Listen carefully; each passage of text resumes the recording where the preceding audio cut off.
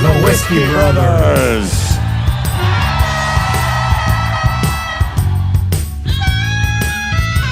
Welcome to the Whiskey Brothers podcast, everybody. You forget how to do things, Jerry. I got to be honest with you. It's been a minute. We only do this at the beginning of every month now. Hi, hello, welcome to the Whiskey Brothers. We are your Whiskey Brothers on our 1043rd episode. That's how we say it. Jerry Wayne Longmire across the table from me. Howdy, howdy. To my right, Sam Damaris. Of course, Slade Ham. And then on the ones, twos, threes, fours, T. Lamb, who is a cinematographer extraordinaire. That's the best way to put it. Far too qualified to be here. It really is. So we raise a glass. We are drinking. Now, T, you got one of these, right? Yes, sir. All right, just making sure. We're drinking J.P. Weiser's 18-year-old. This comes to us from Canada, which means it's missing an E before the Y. It's also missing a cork. That popped off in the. It got a little lippy, and we had to put it down. The cap broke. That's courtesy of our good friend Chuck Noseworthy. I said the Noseworthy. So Chuck, thank you, my friend. Chuck Noseworthy. We went. I thought that was like a stage name or something. I thought that was somebody else we knew. No. Longtime friend and fan of the show. I went and had dinner with him up in Toronto and his wife, and just a wonderful, wonderful time. They came out to the show, and it was good. And it's just, old friends up. I always say you could push me out of an airplane anywhere in the world, and within 3 hours, I'm probably going to be warm and comfortable and know somebody, and I consider him part of that network. So, Nice. She brought the bottle in. Whenever you see the J.P. Weisers, it's always Chuck Noseworthy. I went to Toronto once, and we met up. We had lunch. He gave me a bottle of that stuff, man. It was great. Now, I was notorious back in the day for we go places, and they give the Whiskey Brothers bottles of whiskey, and I come back with a open a half-drink bottle of whiskey. No, he come back with a story. Here's what happened. But so this one, I was like, you know what? I'm not going to do it. It's a really nice bottle, and I've gotten shit for it in the past, so I'm bringing this bitch back. Except after Toronto, we had an overseas run. So I was like, cool, just stash it in the bag. Keep it for home. We land in Amman, Jordan. No, Doha, Qatar. Qatar. The driest motherfucking place you could possibly imagine. Illegal as fuck. And so, yeah, I'm on the plane with Slade. I was like, I checked my bag and everything. And I was like, yeah, so that bottle is going to make it back to you. So he goes, what? He's like, you can't bring that into Qatar. The problem with it is you can bring stuff in, right? But you can't get it out. But you can't fly out of there with a bottle of whiskey that wasn't supposed to exist. It's the Dotar, California. That's Yep. Well, the thing is it wasn't like you could bring it in. When we go through the airport, they have a scanner that you put your bags on and it runs through. And I just didn't take my hand off the bag, and I just kept fucking walking, and no one said anything. Mm-hmm. But I'm sure on the way in that wouldn't happen. But on the way out, it was like we were prepared to lose it. I remember being in we were somewhere in Europe traveling, and it was one of those situations. I was with Derek Richards, who has since Twitter imploded and screamed at Deborah Messing and had a whole bunch of shit go down. But we were on this tour, and he and I both had a hankering for Irish whiskey. And we were in the airport, and we had just met each other in this international airport. Oh, you like whiskey? Well, I like whiskey. And we went in double on a bottle of Powers, and we had just gotten it when we had to go back through a new security that was not going to let us bring that bottle. So we went, well, let's see how much we can drink in the bathroom. I think we left a half-empty bottle of whiskey in the bathroom, but it was like we had 15 minutes. It wasn't like we had all day. Then we had to go through Heathrow once, and I had gotten something at duty free. That was another one. We had to go through the checkpoint, and they're like, "You can't bring that." So I had to put it in my backpack, go out through security, check my backpack. So I got on with just this. Yeah. And the whole time we're running through the airport, this fucker's going, "Hello, good day." It's fucking London. I don't do a good accent. TSA guy is like, is that what you think we sound like? It is. It is. I'm just trying to get this bottle of whiskey through. This motherfucker's going to get us arrested. Like, I can just hear the rubber gloves snapping. Well, to our friends and family in Canada, I'm grateful for a very good 2 weeks. Lots of Brendan McKeegan came out. We got some work done on some jokes. The whiskey came from Chuck. That was fantastic. This happened on stage, and if you listen to the Slade ham experiment, I will have covered this by the time you hear it. But I only did it briefly, so I think it's better to tell it here. Have you had a moment on stage that was so serendipitously kind to you, where you were telling a joke, or you were working on something, or you were doing something, or maybe there was crowd work, and the situation just turned itself into something even more beautiful than you could imagine? So I'll tell you what happened. I'm working out this bit about eating spiders. You guys saw me do it at the Improv. The bit was raw, fresh. I'm kind of working on it in Toronto, and I do it about 15 minutes into my set. I stay in the pocket for about 4 minutes. It's a bit. You remember that I talked about spiders. Yeah. So when I get to the end of my show, I believe it was Thursday night in Toronto. That's how indelible this memory is now. I look down, and this couple that has been otherwise well-behaved all night long, they've been perfect, exemplary for a man and a woman in the front row. Mm-hmm. And they're looking up at me as I'm doing my closer, and the thing I'm closing on I wasn't even really comfortable with, so I'm already kind of in my head. I'm present. So I'm watching everybody, and these two are abnormally focused on me, and I can't shake it. And I know that the right answer is to just finish your goddamn bit, Slade, and say goodnight, because you're closing, and you've done well, and everything's been fantastic, and don't ruin this by stopping mid-closer that you're working on and trying to learn and asking these people what they're so focused on, because that is never the right answer.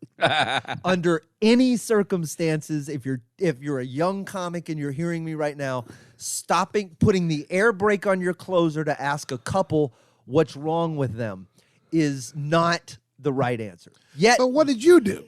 I stopped the whole... I jerked that red cable on the subway car as hard as I could, and I go, hey!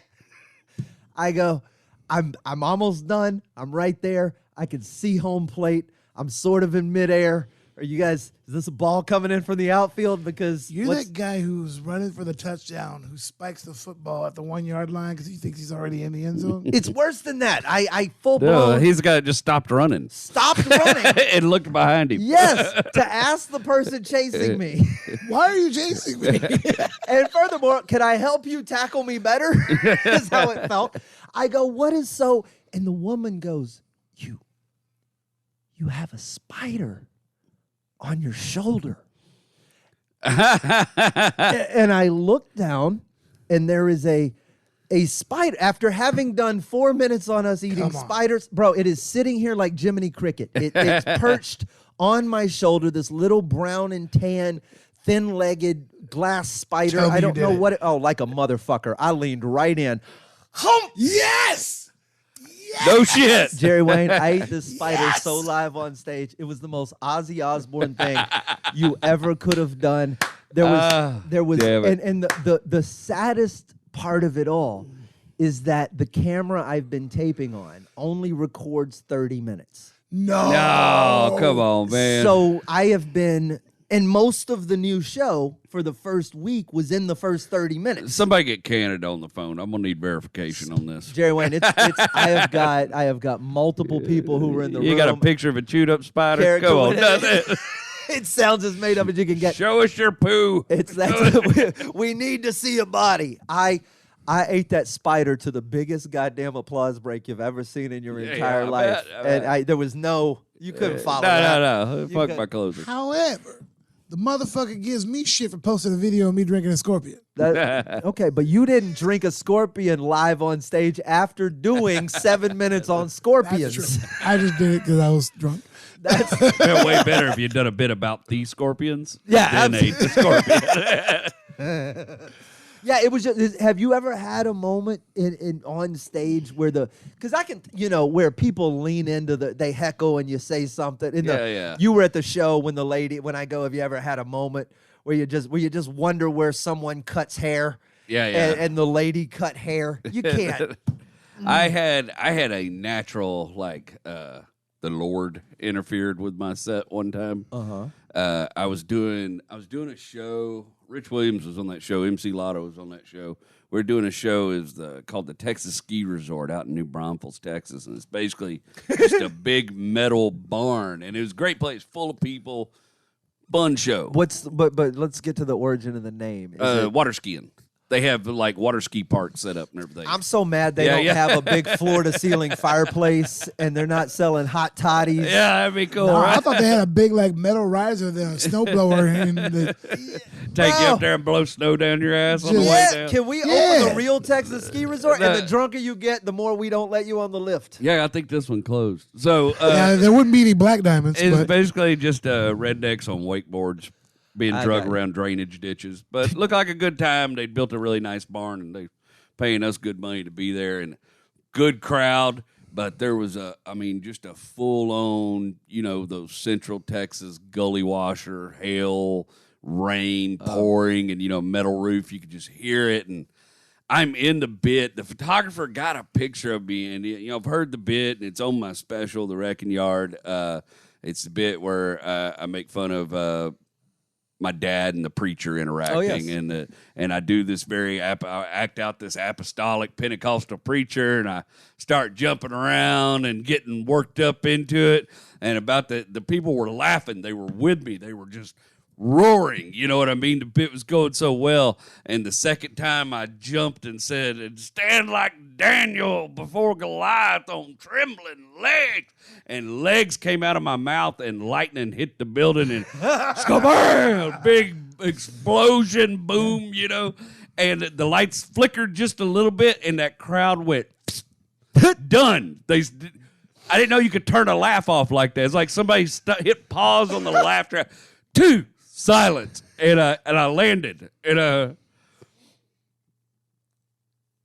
well, I guess the Lord don't want me to do that bit anymore. Boom, rah! Right back to it.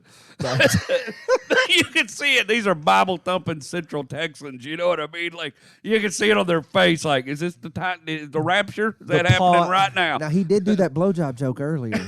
Is this a delayed reaction from the Lord? The Lord should be on time, should he not? I'm sure there's a verse about that. That's what I say in that joke. We serve an on-time God. And it was really the next line, the Daniel before Goliath on trembling legs. And when I had legs and I jumped. Maybe God threw lightning at you because David fought Goliath. And I get it right. Daniel was a lion's den. By the way, best audience plant ever. Yeah. we call into Jesus. The Lord showed up and backed my comedy. I got the Lord working lights. This is Jerry Wayne's special, has Jesus down his grip. And still not the worst sound guy I've ever had. So I was on a ship. You guys know the You Oprah. do ships? I used to.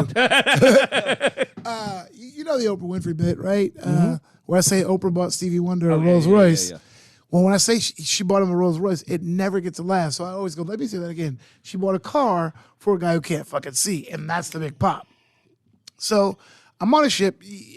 I'm the only thing lit. You can't see anything, but right over here, there's a guy, and I go, she bought Stevie Wonder a $500,000 Rolls Royce Phantom, and the dude just bust out laughing.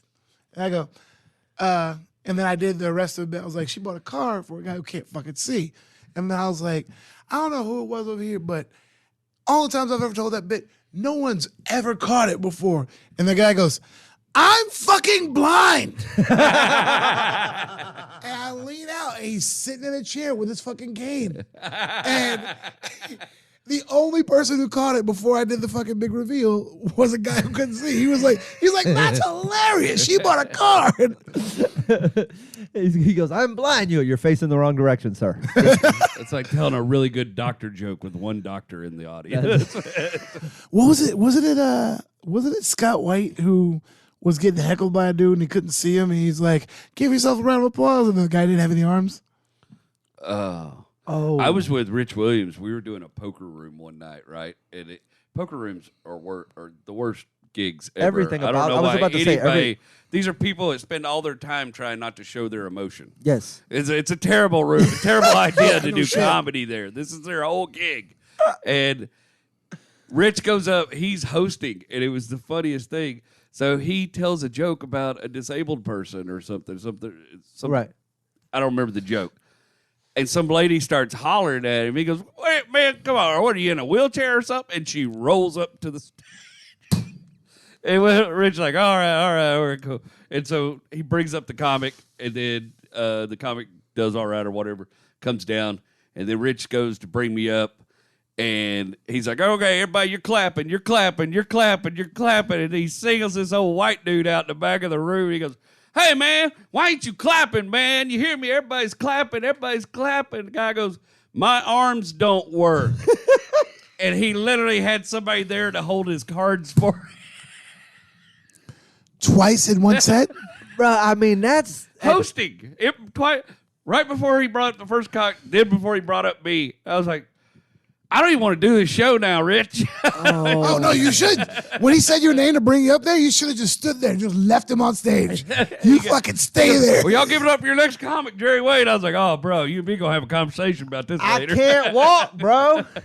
My legs don't work. That's the most. I mean, this is the risk you run if you have victims in your jokes. Yeah. Which, if you write jokes, you have victims in your jokes Yes. because jokes have victims. Yeah. So But my victims could be anybody. they could be, They but usually sound like me. they could also be in the room. And that is the risk you run of that person, whoever they may be. I know when I tell a bit about someone with no arms and no legs, that could happen. Yeah. They could be there. And if that is the case, you gotta own it. The bit about the meth head where he cracks his face open, he uses those remaining teeth like an abacus. It was just killing. It was getting a huge laugh every time. And then one show, no, Yeah. somebody dude like slides their angry tooth over. The Montana bit, the girl with one tooth. The girl goes, "That's not funny." And I was like, "Baby, I've done that joke a lot." But, oh, fuck. And Yes. she had like, and I was like, When you have, especially when you play, because when I do the chunk I have on Rednecks or whatever, when that bit would come up in places like Nampa, Idaho, or you know what I mean, some suburb bullshit redneck hillbilly survivalist town, and you tell some of these jokes, and sometimes you just sort of lean it in, and you get real accurate all of a sudden, and you're looking Bruh. at the person you're talking about. dude. have you had a little person in your show? Okay. 100%. So this is the best story I've heard about a little person. This happened to Vic Henley. I'm gonna tell this in tribute to Vic. Rest in peace, Vic. He was doing comedy in England, and they do it a little different over there. Like you sit backstage, like behind the stage Right. in a lot of those clubs, and the host is usually the highest paid guy on the show. Should And he be. goes up there, and then there's like 5 comics, and he brings everybody out. But he's the guy kind of keeps the show moving, everything like a host is supposed to work, Houston. Yeah. But whatever. Anyway, so the host is out there. He's just killing it, and they're all sitting back there goofing off backstage, and then they hear the crowd get real quiet, which usually indicates something is going wrong. And so they all go up and they peek out the curtain to see what's happening in this theater full of 500 people.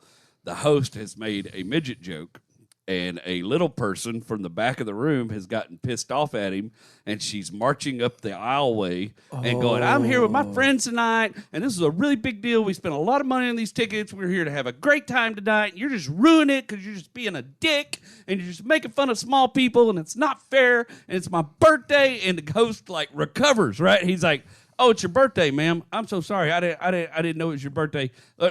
Everybody, she's here celebrating her birthday. I kind of screwed up her birthday. Let's sing happy birthday to her." And the whole crowd, they launch into singing happy birthday to her, but they get to the last line and they realize the host has never said her name. So when they, "Happy birthday, dear midget."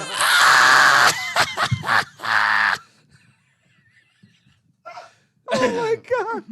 Vic Henley used to tell that story a lot better. I doubt he recorded it. When she was But coming to God, the it's stage, how do you not sing the Oompa Loompa song? Oh my. She's walking up, Oompa Loompa. He was trying to and save somebody the else. show. Trying to save it, and that's the problem. And that's is a the brilliant gear shift. It's That was a brilliant wonderful. gear shift. He went into it and then forgot a detail. Let me ask y'all a question. Okay. Much like that. Not a comedy special, right? Because those are scripted and edited and everything. Name your favorite set that like you've been in the room for, like where you just saw somebody on stage just eviscerate an entire fucking room. Ooh. Man. I have a couple in my head. You know, we all worked with Ralphie a lot. He was Ralphie's in a lot of my perfect sets. The last week at the Laugh Stop, those shows were like really rowdy, and I was featuring for Jimmy Schubert. Shooby dooby doo. And the second, not the last show, but the early Saturday show was just the biggest group of cunts in Houston had come out for that show for whatever. Very last night, the Laugh Stop was open. The old one, the one, you know. And we were all emotional because the club was closing, but we were also pissed off because this crowd was just so awful. Yeah, that's terrible. And they just weren't giving anything up for anybody. And it was a pretty fun lineup. I was on it. But despite that. Yeah, I'm swinging for the fences. And you're getting laughs. Who's hosting the show? Oh, crap. I can't remember. Because Jimmy Schubert's a monster. Jimmy's going to bring the show home. And I got you, Midland. Man, I really feel like it was Alan Adams, but I'm not 100% sure. That's a monster. On that. Totally. But it was Adams or Thalburn. It was somebody really funny at the time that was really killing it. And we had a guest spot too, and I don't remember who that was, but it was just pulling teeth to get laughs out of these people. And I came off stage, and the host was back up on stage trying to do the announcements, and Jimmy Schubert's like, he'd been working with me all week. We'd worked together a couple of times. He goes, "What's wrong with these fuckos?" And I was like, man, I cannot get, these people just do not give a shit about nothing. Maybe I'm just emotional because the club's closing. I don't know. Schubert, he goes, "Nah." And he hits the stage like a fury. Yep. He bounded up those steps. You know what I mean? Just bounced up those steps. And he goes, "Before we get started, I just got to tell you all what a bunch of motherfuckers you are. Yep. These people are going through some shit. Half these people are losing their jobs tonight. This club is closed," without this accent. But he just rails this crowd for like 10 straight minutes. It's like Bill Burr's Philadelphia. Yeah. You guys are awful, and you're not doing your part. And then he goes, "Now I'm going to start my show." And he goes in his bit. Is when he was doing the CD about the animals. I forgot what it's called, The Wild Side or whatever.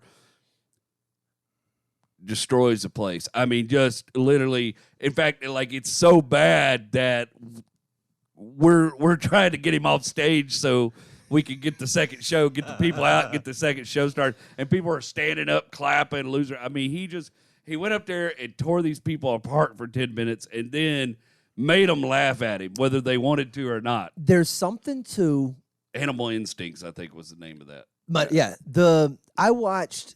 You remember Norman Mitchell?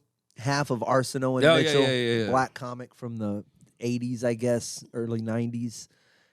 Norman, in 2003, I had him booked at my club in Beaumont. It was Halloween night, and I remember the rest of the show was Wild Bill Dykes in the feature spot and Ben Mowbray hosting. Now, the crowd is given nothing all night long. We can debate as to the whys and the whats and the happenstance. But I remember standing in the back. Norman Mitchell was wearing a powder blue suit, and we were standing back up against the back wall. And I, who'd been doing comedy for about 3 years, was rightfully standing there going, "No one should go up in front of this crowd. They're terrible. Why would anyone want to?" And Norman is just rocking side to side. And I'm like, "You look entirely too chipper for what's about to happen." And it was the most confident, not cocky, not arrogant, just in the rock, never changed his pace. He goes, "I ain't seen what they came to see yet." And I was like, "Well, it's not you. They didn't come to see you. This is clearly not your demographic." You know what I mean? This is a papered room. I gave these away. We've been open for 3 months. They're all country white people that I doubt grew up on Arsenault. And what did they come to see is in my head. And he just rocks back and forth like he's scheming. And when he went on stage, I remember him kind of hiding behind the curtain for him. He played. And within 5 minutes, it was a different room. And within an hour, it was a full standing ovation. And I just remember having watched 45 minutes of comedy prior to him and heard a collective 2 laughs. And then I watched this dude just dance. Oh, just like played it like an orchestra, like conducted an orchestra. And when he got, and it sure didn't start as well as you'd want. It's not a perfect comedy show, but to go from the slope of the line was so unbelievably sharp. Oh, to bring it from a loss to a win. To a standing O and an earned one. Yeah, that's my perfect Who's yours? set. I remember when I first started, man, and it's crazy to say now because where he is. I think my second gig ever, I opened for Pablo Francisco, and old school Pablo was. Oh, he's a killer. In my opinion, it was one of the greatest fucking shows you could ever see. Because he was just all over the place, and those noises and everything were so timed. But I remember Dave Attell was supposed to come here. He had just got Insomniac. He canceled like 3 times in a row. And every time he canceled, they would just call Ron White. And Ron White kept coming over and getting the money or whatever. But it was like 2006. They booked him. Attell fucking makes it. And, I didn't really grow up like really an Attell fan or anything. Mm-hmm. But everybody was like, you have to see him. You have to see him. Like, it's just so old school. And like, he's a fucking master at this. Because Skanks for the Memories was out, right? No, this was right before Skanks for the Memories. Okay. Because that's the one that Bob showed up, right? No. Anyway, go ahead. Anyway, so I'm there, I'm ready. I fucking meet the guy beforehand. He's cool as shit. And then he goes on stage, and within his first 5 minutes, I wanted to quit comedy. I was like, this is just brutal. And he does it in that classic Attell delivery where he looks like he's bored. Mm-hmm. But people are, like he looks like he doesn't give a shit. He doesn't want to be there. People are falling out of their fucking chairs. And he went long too. And it just beat the fuck out of him. At some point, some girl sent a note by a waitress on stage, and he opens it and goes, "Come party in our hotel room, no cameras, no sex." And he goes, "Where'd this come from?" The girl's like, "Ah!" So he wads it up and whips it out. He goes, "Then no thank you." I first got exposed to him because of that Insomniac show. And I was like watching it one night, and I was just checking it out. And my dad come in there, sat down in his chair. He was like watching a little bit. He goes, "Who is this guy?" I was like, "Well, I think he's a stand-up comic or something." He's a fucking moron. Got up out of his chair, walked out of the room. I was like, That's all right. No, Attell is hands down like that's watching from the back of the room. He's one of my favorites to watch. Period. Yeah, I've seen him perform live at least 2 or 3 times since then. It's been he's just great experience. He's a beast. I can't think of too many all the perfect sets disappear, right? You watch 200, 300, 500 comedy shows a year or performances a year. You forget the ones that go the way they should go. And I remember yes. It was a Ralphie story when I remember that the Don Barnhart I booked. He was supposed to headline my room 1 week in Beaumont, and Ralphie called me like 2 weeks out and go, "Hey, pal, I got the week off. I'm going to be in Houston. I want to come over. Let's just do the weekend. Let's make some money." I went, "Well, it's already booked." "All right, well, fucking figure it out." You know? And you go, "Okay." So unbook it. Yeah. So I called, and I didn't even know what I was doing at the time, but since then it's proven the right decision. I called Don up, and I go, Don Barnhart, who's a great comic out of Vegas, runs Delirious. I called him up, and I go, "Look, I had you scheduled to headline. I go, I can either move your week, or I can give you the same money, the same deal, and all you got to do is drop down the middle. You can still do merch. You can still do whatever." "Yeah, bud. Hey, man, I'm in. Whatever, buddy." And Don comes in, and the son of a bitch took, over the course of the weekend, I think, 2 standing O's in front of Ralphie as a middle. And it was, granted, we're opening, we're, a brand new room that doesn't know comedy necessarily, but that motherfucker didn't come in and, my poor bruised ego. It was, "All right, you want to put me in that spot? Here we go." I've seen perfect sets that aren't full, like, I'm a big fan of Vic and Vic Henley, and he mentored me a lot in the beginning. But I seen that dude on Wednesday night, 13 people in a 250-seat room and just annihilate the place. He's talking about Trinidad and Tobago and doing geographical bingo with these fools and just danced around them and beat them to death. And it's like it was 100% because he walks out and 100% of the crowd comes up to him and wants to take a picture with him and talk to him and find out more about him. And, of course, magic. Vic didn't want him to know anything, so he left. So on that note, the sparsely attended show, 2004, Babbitt booked Daniel Tosh at the stop, and he wasn't anybody yet.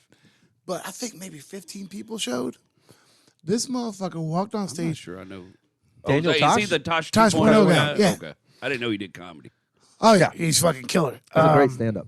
But motherfucker goes on stage, takes his shoes off, and like I said, it's only like 15 people. So you remember the stop had those seats that were around the stage?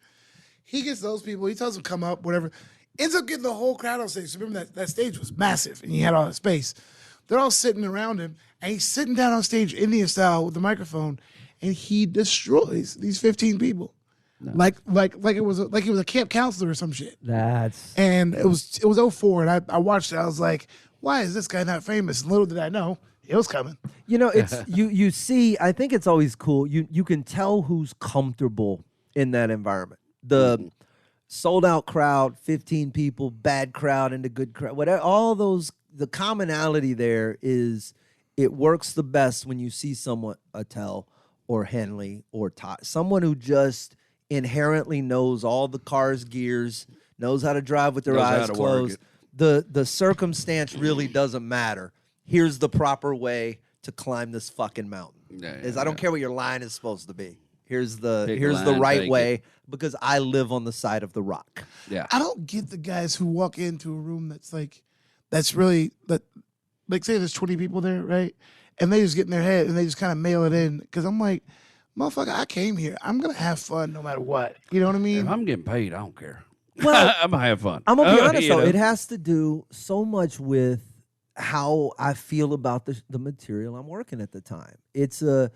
We've done shows before where it's kind of corporate-y or it's this or that, and you're up there with you're not excited about anything, and the environment's kind of stuffy. That's when I sort of fall apart. I'm like, I am really just punching a clock. But I had that night we snuck into that little open mic in Memphis, and there was like 12 people there, and 9 of them are comics, and me and Slade waited till they got done. We let them go through all of it. Didn't even pull rank, nothing. Nothing. And then signed up on the list and went up there and just rocked that place. Both burnt that bitch to the ground. That was and it was so much fun. And then they were coming, y'all from Houston, right? Well, I know this person. I know this person. That's adorable. So I went. There was an open mic in New Orleans, and I popped in, and I just, I was there, and I wasn't even working. I was just there to hang out, and found out there was a mic. So I walked in, and they weren't set up yet or nothing. And so I go to the bartender. I was like, am I in the right place? Is there an open mic? She's like, yeah, the guy who runs it will be here in a minute, blah, blah, blah. Just put your name over there. All right, cool. And I was going to do the pull rank thing. Like, hey, I'm a guy, whatever. So he comes in, and I walked up. I was like, hey, so you're the guy who runs the open mic, whatever? Like, I wanted to go up. And he was like, oh, first timer, huh? And I go, yep. Yes. Yes, I am. Yes, I am. Yes, I am. My name is Cletus Washington. It's Leviathan Jacobs. So I go and I put my name on that fucking list, right? I'm waiting, and Red Bean. Mm-hmm. Red Bean walks in the door, and as soon as he walks in the door, I get up from the bar and I run right to him. I go, don't you tell anybody you fucking know me. He was like, what the fuck's going on? I was like, I went up to the dude. Was like, hey, you run the open mic, and he goes, oh, you're a first timer, and I said, yes, I am. And Red Bean goes, you're a dick. And then we sat there and we waited, and when they call my name, as I'm walking to the stage, because Red Bean's a huge dude. You could just hear this big belly laugh coming from the back of the room because he knows what's about to happen. And then I just rip this place apart. Yeah. Mics are fun in other cities because I can't ever decide if I want to. My comic brain goes, kill it. But the other part of me is like, it is a mic. You have to work on something. It's what is the, I'd say you work on something for 2 minutes and spend the rest of 3 minutes killing.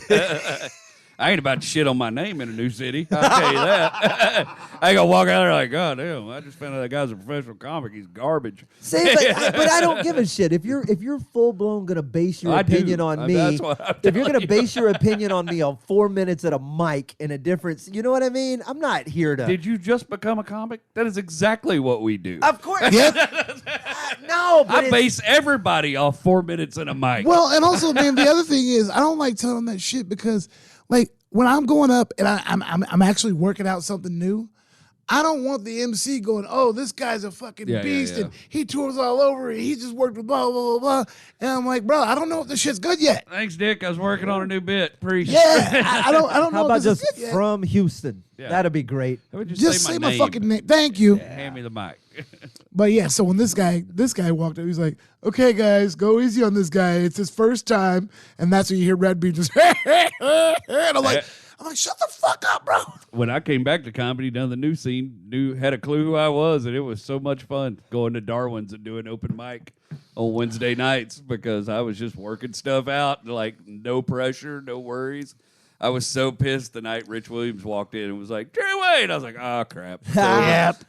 I love, though, how old comics have a tendency to think all the new comics should have collected all the baseball cards from the early 2000s or some shit. Well, no, I went in there completely without, like... You did it properly. I've just seen some comics get angry at, don't you know who I am? Bitch, people at your shows don't know who you are. You're still working B-rooms. This is... Yeah, I just... Simmer down a bit. I was in love with that anonymity. It was so much fun. Yeah, I was doing one of the last weeks of the Reno Funny Bone. And there was a rest in mic. peace, that room. There was a mic in a bar, and me and Rick Gutierrez went and did it. We just walked down in there, and Rick was like, "Don't tell him nothing. Don't tell him nothing." He was like, "They know me. They know I'm working over here." He's like, "But you don't tell them nothing. Just go out there and do you." And that's when I got the Jones for it. I was like, "Oh, new city."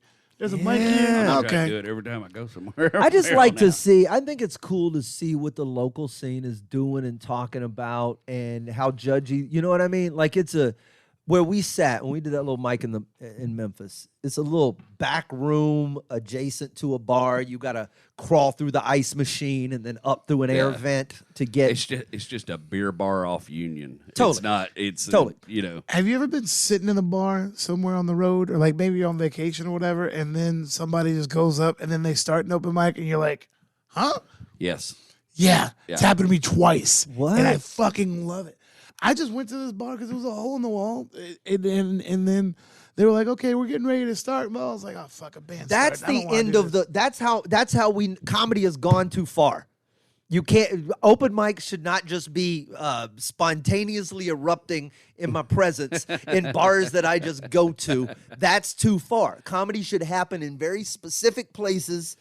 At announced times. I get it, but I'm gonna. I was in an East Texas dive. I was up there for like a family event, and I was like, I just gotta get away from everybody. And I went and was hanging out in this bar. It was built out of a boxcar, of course, and it was a bar I've been going to since I was a teenager. Like I knew this bar, and I saw a little thing. It was like a piece of paper somebody had scribbled on with crayon. When I walked in, it said "Open mic tonight." And I was like, I just assumed it was a music open mic. Yep. There's not much of a comedy scene in Kilgore, Texas. Jesus. You know, there's nothing funny there. No. It's a terribly depressing content You place. left. So I came in there and I sat down, got a drink. What's the population of Kilgore, Texas? Jerry? 16,000 maybe. 16,000. That's Yeah. what. Has anyone done the math on what the population density needs to be to support an actual functional comedy scene? You want to hear a trippy thing? So because Beaumont didn't have it. My kindergarten class through like 4th, 5th, 6th grade it started out with 12. We'd whittled it down to 8 by 6th grade because shit got difficult. Fractions. Motherfuckers It was dropped out. fractions, mostly fractions. Y'all Motherfuckers got dropped out in kindergarten? Hey, but some people don't make it past shapes. out of those 8 that were left, The front runners. 2 dead. One. Wait, is this now or 6th grade? No, now. Okay. So out of those 8 left, 2 dead. 1 in prison for a very famous knew that was kidnapping. Ooh. Like kidnapped the mayor's son and really took it to the hilt. The other one is the weather guy in the next over big town in Longview, Texas. Ooh, he's made it to Longview? He's the on air weather guy. What? Another one. Wait, I bet he says feels like more better than anybody. It's gonna feel His name's like Carl Haynes. He's a good dude. Good on him. Another one is she's on the Discovery Channel and stuff, and she does skydiving stuff and adventure skydiving, paratroop, all that kind of stuff. Yeah. Another one, decorated war hero, and then me. Jesus. Like everybody, we all got inspired by something in that shitty water. What sort of League of Extraordinary Gentlemen is your class reunion? Here's what you can do with bad sperm. That is No, dude. We had this really good ass kindergarten teacher, though. Wait, I think maybe Miss Glover did. That's a documentary waiting to happen. I think Miss Glover was real inspirational in them blocks and what have you. What is she doing now? Is she I not don't rehabilitating prisoners of some sort or training astronauts? We all come out of there feeling like we had to make a mark. Clearly, what was that? We all watched the Challenger blow up together, and we all left and went and made our mark. That's incredible. Yeah, and the two that are dead, one of them was running a chapter of the Banditos when he got killed. Okay, so he was no unachiever. Yeah, he was infamous, Right. And the other one was a really hot up and coming stock car racer in Texas. And Was killed that in the a race kidnapper? car accident. No, the kidnapper was just it was a beautiful young lady named Desiree. Wait, I didn't have the kidnapper pegged as a female. Nope. Yeah. Wait, her parents were missionaries too. So wait, how do you? This is gonna sound misogynistic in some capacity, but the reason my gut went there was I feel like kidnapping is a physical crime. Like it requires you shoving someone in a trunk. Or a She gun. had henchmen. She was well organized. Or henchwomen. I'm being misogynistic. Thank now. you. She had a younger brother who was, I think he was special needs. The getaway to driver be was for honest sure a with you. dude. Yeah, So- maybe. when She you had a say, younger like- brother that I think was special needs, or he had something going on. Was she doing it for altruistic reasons? No, well, kind of. He worked. The mayor at the time owned a bunch of businesses and stuff, and he worked for them, and the guy screwed him over really bad. Put the eggs on the bottom. And so she went and kidnapped the mayor's son and held him for ransom to Make up the money that get she homeboy's lost. job back. I don't know what the initial. He was in on it too. The brother was in on it too, and the brother was he? The brother accidentally killed the mayor's son. So it turned into Wait. You just led with kidnapping. yeah. Well, I buried the lead. They accidentally killed the kidnappee. What, did he hug him too hard? I don't know. Lenny him. Yeah. Yeah, I don't honestly know. I don't know the detail. I've tried to find it all out, but yeah, God damn it, I was about to they go Google it right now. accidentally killed the dude, and So just search Mayor's Son and Flowers for Algernon. yeah, and they actually killed the dude, so they both went to prison for murder, kidnapping. What in the actual shit? That can't be the story, Jerry. You can't.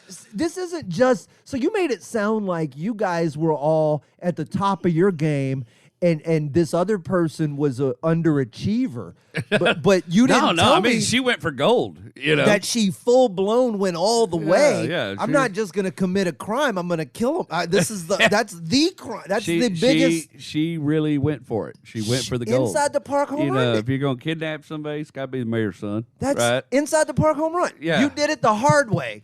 I mean, Everybody else over here with their comedy specials and their 4-star generals and their skydiving and their Rocky Mountain climbing you went for the mayor of Kilgore, Texas's son, knowing there's only 18 people in the whole city. You're clearly you. You went and you probably didn't even have another. It's probably just a bag over your head and your leather jacket. I just love that they accidentally killed him. That's my. So hang on, I tried to Google Kilgore mayor kidnapping. Well, it's happened a couple times. I was so gonna there's like say, three or four There's a cases. lot of kidnappings in fucking Kilgore, Texas. Well, we had a really crooked ass mayor involved Miss with the mob Glover and was shit for a while. Miss Glover was a fantastic teacher. It Yeah. wasn't just one generation. Yeah, Donna Glover Well, that's was the a thing. You fantastic kept- teacher. You kept saying, like, what's the secret sauce? With the secret sauce is Kilgore, Texas. It's not Miss Glover. Well, that's It's- also where the famous KFC murders happened, was in Kilgore too. Okay, now hold up. Wait, what the fuck is Yeah, you the can't famous just KFC say Kentucky Fried Chicken the, murders. no, the bowl is famous, but you can't. The murders are not. No, these were. What- These were. that- Well, I didn't know what happened. In the 80s. came in and they tied everybody up in the KFC and executed them one by one. What? And it was all over like a dope deal gone wrong. And it was, Tell me there were 11 of them. There's Wikipedia about that. Look up KFC murders. Tell me there were 11 of them, like the herbs and spices. I think it was 13. 12. But I think it was 12. Wait, 11 herbs and spices. No, it's 11. I think he's right. 12 herbs and spices, 11 herbs. I think it's 11. Bro, 11 sounds better. You going to correct a black man on chicken knowledge? Well, don't be wrong. Well, that's white people chicken. Wait, Kentucky Fried Chicken, the blend of 11 herbs and spices. Yeah, it's 11. 11 It's has 11. a ring to it. Yeah, it's a hang literal. on. 12's boring. It is. And 13 just sounds like now you tried to be a That's baker with your bad luck. chicken. Yeah. Yeah, that's not right. Baker's chicken. I didn't know Kilgore had so many infamous and famous. Well, it's one of the first famous oil towns in Texas, right? Okay. It's one of the big first famous oil. So geographically, Booms. Kilgore's up 59. The KFC murders were unsolved for 2 decades. Yeah, 59 and I-20. That's the answer's in a safe. They just anyway. But someone on Pinterest has recreated them quite well. So it's up 59. It's south of Tyler, I'm assuming. So if you're geographically not from Texas, East of Tyler. east of Tyler, It's in so between close, Tyler and Longview on I-20. so very close to the Louisiana border. If you're coming out of Yeah, that Dallas was and one of headed our. east. So like it was a dry county, and our beer run was either Palestine or Bossier City. So making that, I guess you guys had the same one. When I was living in Beaumont, we were 25 minutes away from the Louisiana border, which meant we were 29 minutes away from the Toomey Starks exit, I guess, which was, so we'd shoot over to Vinton and get your grab the liquors. liquor and then try to drive back, without getting caught because we were all 18. Yeah, and That's you're the- probably we- already drinking the liquor. So, Mercifully, it was the 90s, and a lot of my friends... The outbound trip was always really good to Shreveport. It was- the inbound trip. You were was always where lit things up got and you were sketchy. trying to get but my buddy Brad had it was the dumbest truck I've ever seen in my life. It was like this white but he had the louvered 90s. I was just picturing this truck that didn't know things. It was also it also that the person in the KFC murders, James Earl Mankins. What's with James Earls? Yeah, they're always. If you look up if you search Google Jerry Wayne, there's like 13 serial killers named Jerry Wayne something. it's really the double name.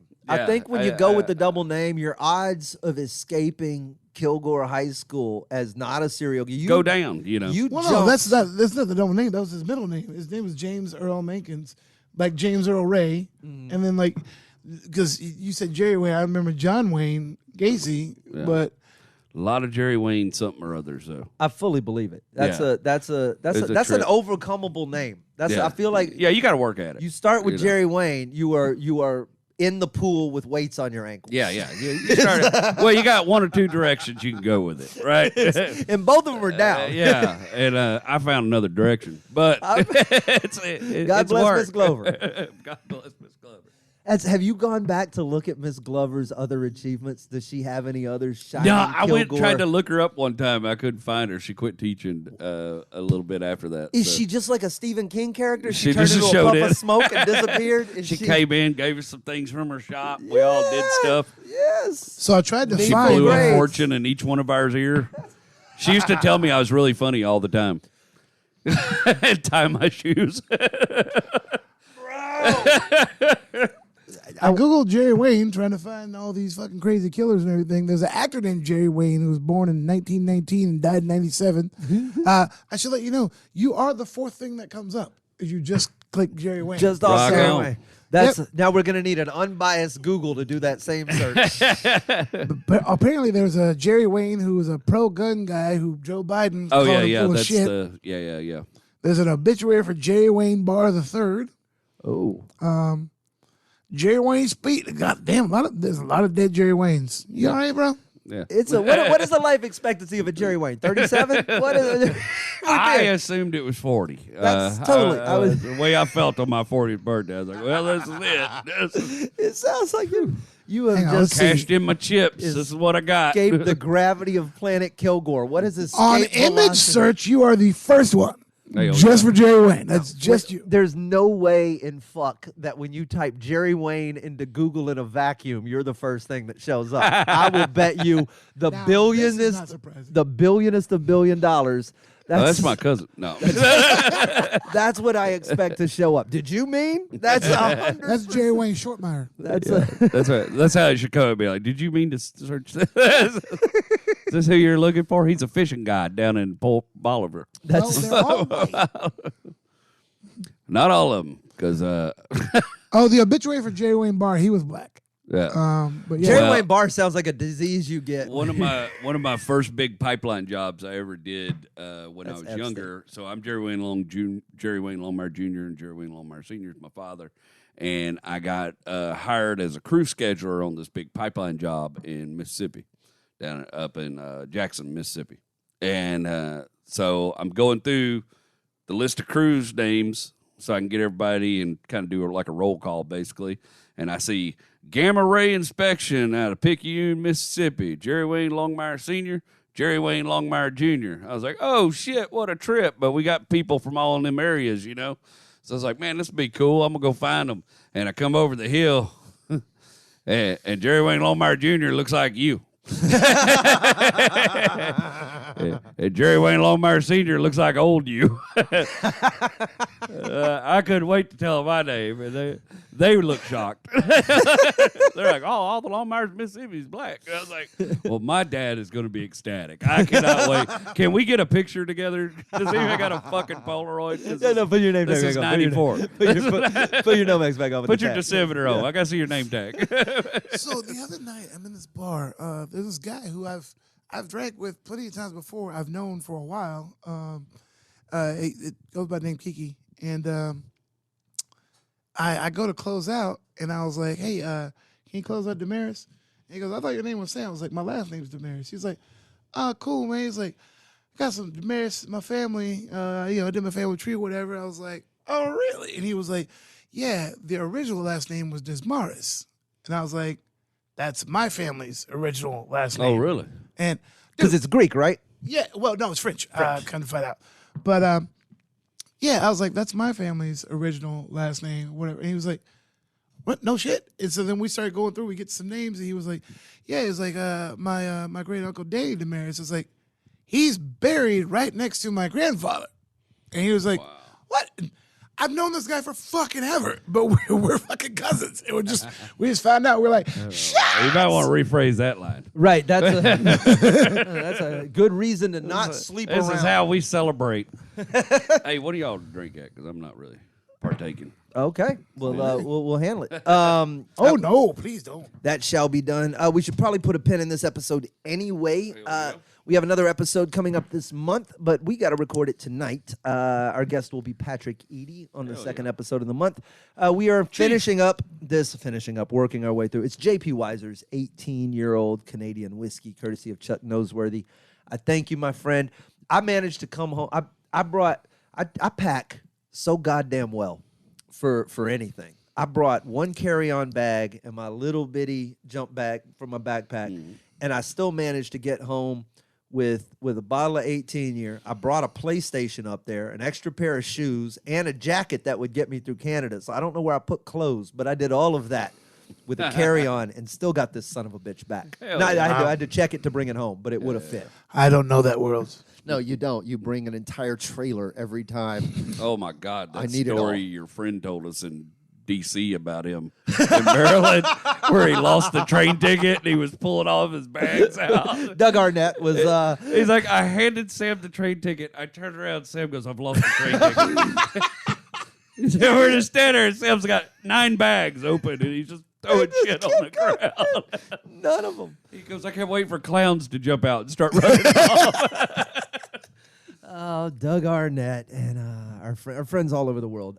We appreciate you guys. PraiseWhiskey.com, the website. If you go to YouTube, it has all of the video. The podcast is available on all things everywhere, so wherever you listen to it, it probably exists there. Jerry Wayne Longmire doing good things on the internet. You're kicking ass on TikTok. Your Facebook is exploding. I think you're still maintaining a YouTube page, and you're doing all that while you're moving, so it's impressive.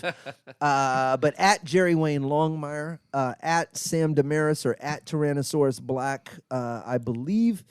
And then just found out I'm gonna be touring Central Florida come April. Oh shit! Yeah. Get on out there to the Get reunited with my people. the swamp folk. Sladeham.com, but the Sladeham experiment, my favorite thing I do each and every week. I invite you to join me. Let's put a pin in this, and we'll see you guys soon. Thanks, T. The best in the back. I believe in good whiskey, and I believe in good times. I believe in good music, loud guitars,